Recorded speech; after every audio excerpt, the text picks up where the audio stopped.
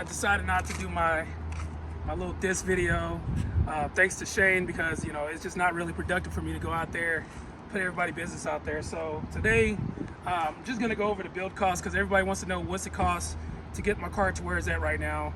I haven't done my dyno, and unfortunately I won't be able to get a chance to do my dyno because I'm going to Alaska on Wednesday. So today I just want to go over everything I put into the car. I think some of you are going to be surprised how cheap it was for me to get to the car to this point. Right now, I can't even buy a turbo model for the price and the amount of money I spent on this car. So I bought this car for $23,500. All right, $23,500. All right, and now I'm going to go over everything, all the mods that I did put into the car. We'll start with all the performance modifications and then my few visual and audio modifications. All right, so I'm gonna pop the hood and we'll just start from the intake and then go into it.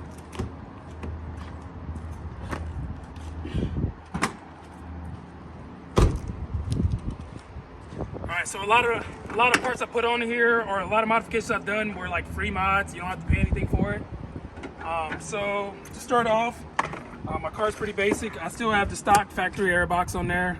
Like I said, I've been trying to keep this build a sleeper build. So we'll start with the intake.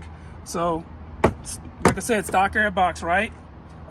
In the stock air box, I'm gonna go in here. I'm gonna show you all the parts and everything that I've done to it. All right, so starting from all my free stuff and all the cheap stuff. I don't know the exact cost of these parts, but after I make the video, I'll add in the parts cost for each of them. Right now, I'm pretty positive I have not went over $5,000 once I add up all these parts. All right, so first mod I did, when you get these cars, they have a charcoal air filter in here. So what I did was I took the charcoal filter out. It's this white filter. I'll add a picture in there so you can see what it looks like. So that was the first mod I did, was take out that charcoal filter, reduce restriction. All right, so that's free power right there. You don't have to pay nothing. You just pull a charcoal filter out.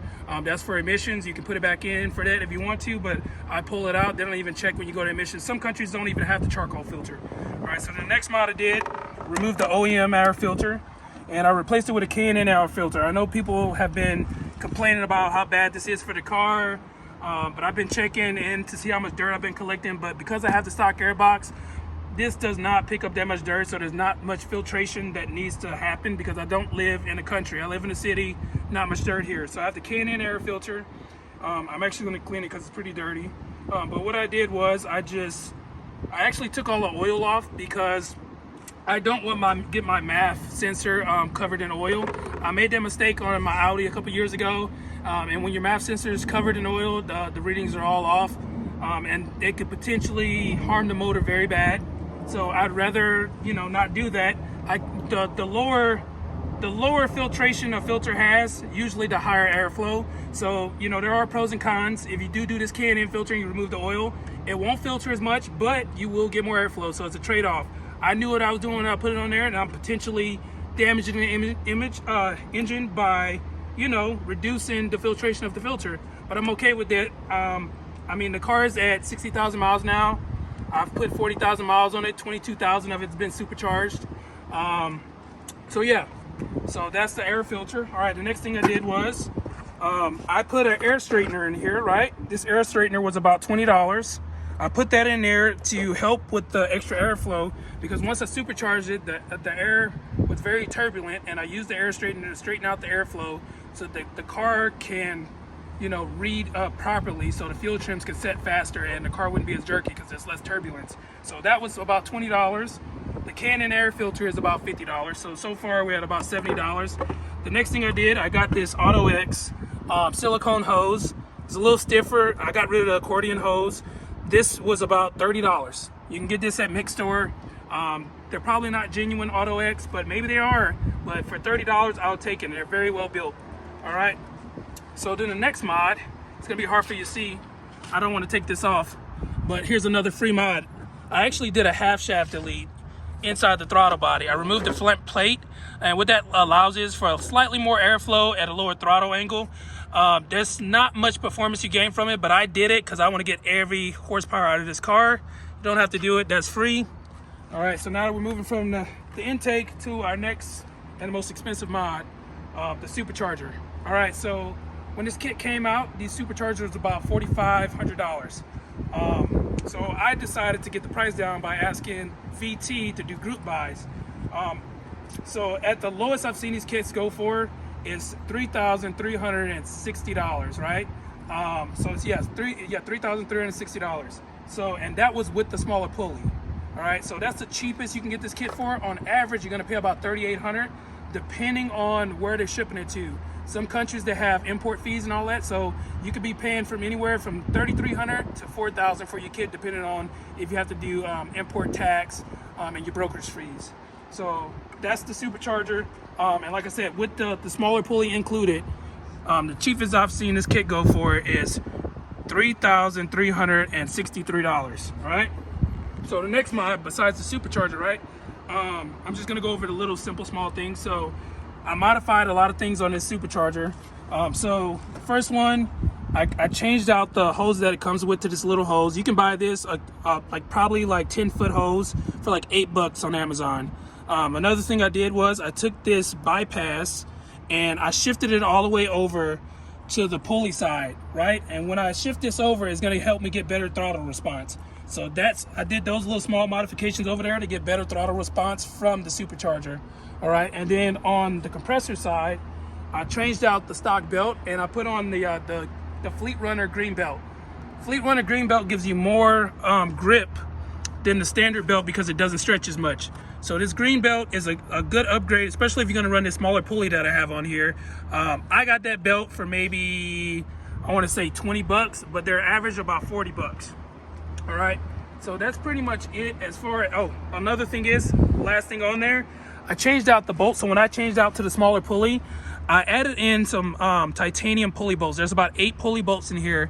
On Amazon, you're gonna pay about $20 for 8 bolts. But you can on AliExpress get these bolts for less than $20, maybe like $12 for a set of 8. So depending on how fast you want it and how fast you need it, you can get them on, like I said, you can get them on Alibaba for like 12 or Amazon for 20. So that's it for that. I got the pulley bolts, the green belt, changed the bypass hose, made it smaller. That's the only thing that's been modified on this Supercharger. All right, so then the next mod we're gonna go to, because we're staying with performance mod. You can't actually see the next mod, but the next mod is underneath the car. I'll add in some pictures, but the only exhaust mod that I have is I remove the secondary cat. When you get any like Cork Sport exhaust or any OBX exhaust for these cars, it removes the secondary cat, and that's where all the power comes from, is removing the secondary cat. What I do suggest is do not remove your stock resonator. I've had some guys do some dynos and recently had some guys put their stock resonator back on the car and it gained power. All right, so the resonator is tuned for the car. It cancels back pressure waves. So keep your stock resonator. I know there's all these aftermarket resonators, but the stock one works the best. It was designed to go with the car. So a lot of stuff we do, we think we're making the car better, but we're actually not. All right, so that's it for the exhaust mods, my intake mods. So the next mod I would have for performance, mainly probably the most important one, is gonna be the tune. All right, so right now, it is a little bit more expensive than it was when I got it. When I got this, it was still in development. So overall, to get my Texas cable, Mazda edit, and tuning, it was $500. Right now, to get the same tune that I have, it's gonna be around $650. All right, so that is the most important part. You can have all this on there, but if you don't have the tune, the car won't run right. That is the most important performance part. So those are the main basic performance parts. I do have one more you can consider a performance part. Actually, there's a couple more. So I also have my fuel pump. I upgraded my fuel pump to an LC500 fuel pump. That's from Alexis. So underneath my seat, the back seat, I upgraded my fuel pump. If you do have a 4th gen, it is required to get this LC500 fuel pump because you cannot get enough fuel at low RPM and high RPM because the injectors are smaller than 3rd gen. So if you do get the Supercharger, and especially with the smaller pulley, if you don't, you will lean out. We cannot get enough fuel without this LC500 fuel pump. All right, so that is it for like actual real performance parts, right? Got my fuel pump, my intake, my exhaust mod. You know, I wanted to upgrade my rims, but the roads here are so bad in Colorado. So the only thing I did to my wheels, and they still stock, I added some titanium bolts to match my bolts on my Supercharger, well, my nuts. So I got titanium wheel nuts, guys. I actually paid more for the titanium wheel nuts than my performance kind of went out of order. I missed a couple things, so this video is going to cut and it's going to come back to some stuff. So last couple things that I missed is like the supporting stuff that it doesn't really add power, but you need it so the car doesn't blow up or have issues. I did the spark plugs, which are the GTR spark plugs. These are going to run you about $70 if you go on eBay and buy these. So that's very important. It's like the only requirement for the supercharger. So make sure you get that first before you do superchargers. These GTR spark plugs, they are a heat range colder, and like I said, the cheapest you can find them is on eBay for about $70.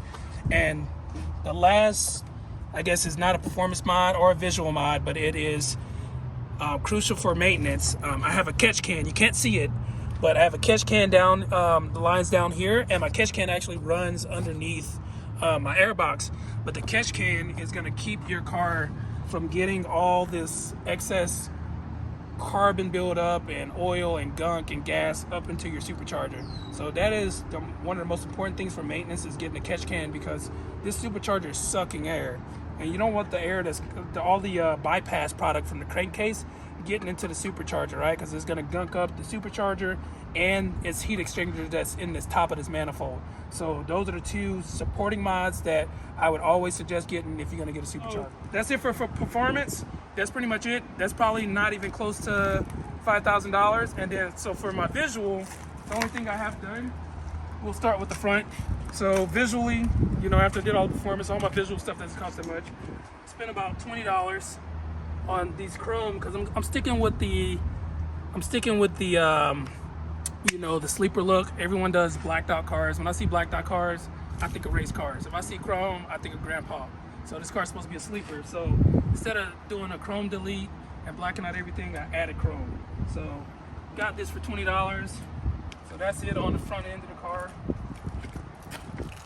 On the back end, I got two more visual mods. Obviously, the first visual mod I did, I added this Supercharger badge. It's about $20. The Supercharger badge comes from, you can get it off of eBay, $20, right? And then the last visual mod, I did the upgraded LED tail lights, and I just did the outer tail lights, and this is from the premium model. I have a select model, so I got the sad face half tail lights, so I upgraded to the premium ones. I just did the outsides. I didn't do the insides because I'm not trying to be a premium model, so I just wanted one ring. All right, so that's it for visual mods. And then on the inside, the only thing I did, I didn't really want to do anything in here. The car's pretty much stock on the inside. The only thing I changed was my rear door speakers, and I changed those to the Bose speakers that come in the CX-5. So all I did was go to Mix Store. I think it was about $100 for two speakers. I used Panda's discount code, and I did the rear speakers, and the stock ones are Pioneers, and I switched these out to the Bose rears, and the difference that you'll notice is the clarity. The notes are much more cleaner when you put in these Bose in the rear. Other than that, the whole system stock. I did a lot of weight reduction. After I pulled stuff out, I pulled the center dummy speaker out. When I took the fuel pump off, I took out parts that I didn't put back in. So all in all, the car almost weighs as much as it did stock as it does with Supercharger, because the Supercharger has about 50 pounds, but if I subtract all the weight that I took off of here, my car's maybe only 40 pounds heavier than it is stock. So not much at all. If I add in a battery, I'm gonna be back at stock weight. So that's it, guys. That's the build. I got more videos coming that I recorded earlier. I just haven't posted them yet. So thanks.